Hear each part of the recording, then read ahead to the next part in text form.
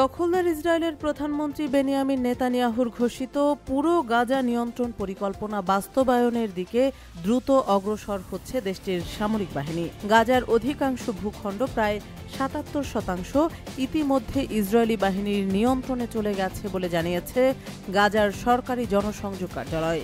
এর ফলে কয়েক লাখ ফিলিস্তিনি সীমিত এলাকায় আটকে পড়ে মানবেতর জীবনযাপন করছেন।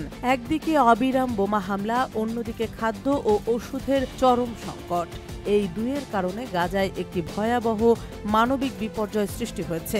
রোববার প্রকাশিত এক বিবৃতিতে গাজার জনসংযোগ কার্যালয় জানিয়েছে, ইসরায়েল বিভিন্ন বেসামরিক ও আবাসিক এলাকায় সরাসরি স্থল অভিযান চালাচ্ছে। এসব এলাকায় দখলদার বাহিনীর অবস্থান স্থায়ী করা হয়েছে এবং বাসিন্দাদের বাধ্যতামূলকভাবে স্থান ত্যাগে বাধ্য করা হচ্ছে। অনেক ক্ষেত্রে বাসিন্দারা ঘর ছাড়তে অস্বীকৃতি জানালে তাদের উপর গুলিবর্ষণ করা হচ্ছে। এ কারণে বিপুল সংখ্যক ফিলিস্তিনি নিজেদের বাড়ি ঘর ছেড়ে শরণার্থী হিসেবে দুর্দশায় জীবন কাটাচ্ছেন এবং ঘরে ফেরার কোনো সুযোগ পাচ্ছেন না। গাজার বিবৃতিতে জাতিসংঘ সহ আন্তর্জাতিক সম্প্রদায়ের প্রতি আহ্বান জানানো হয়েছে দখলদারিত্ব ও সহিংসতা বন্ধে কার্যকর পদক্ষেপ নেওয়ার জন্য। তারা বলেছে, গাজা জুড়ে চলমান আগ্রাসন, জাতিগত নিধন, উপনিবেশবাদ ও দখলদারি আন্তর্জাতিক আইন ও মানবাধিকার চুক্তির সরাসরি লঙ্ঘন।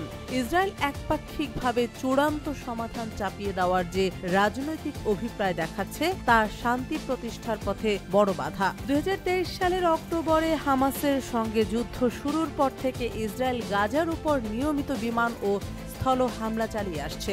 যদিও এই সময়ের মধ্যে সাময়িক যুদ্ধবিরতি হয়েছিল, তবে অধিকাংশ সময় জুড়েই নির্বিচার হত্যাকাণ্ড ঘটেছে। শুধু শনিবারেই গাজার বিভিন্ন এলাকায় ইসরায়েলি বাহিনীর হামলায় অন্তত ২৩ জন ফিলিস্তিনি নিহত হয়েছেন। দক্ষিণের খান ইউনিস, উত্তরের জাবালিয়া এবং মধ্য গাজার নুসেইরাত এলাকায় এসব হামলা চালানো হয়। নিহতদের মধ্যে একজন সাংবাদিক আশরাফ আবু নারমান রয়েছেন।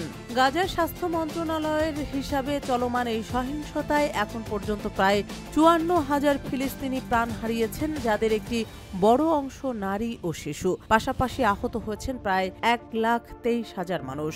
আহতদের অনেকেই গুরুতরভাবে পঙ্গু হয়েছেন এবং তাদের চিকিৎসার কোনো পর্যাপ্ত সুযোগ নেই।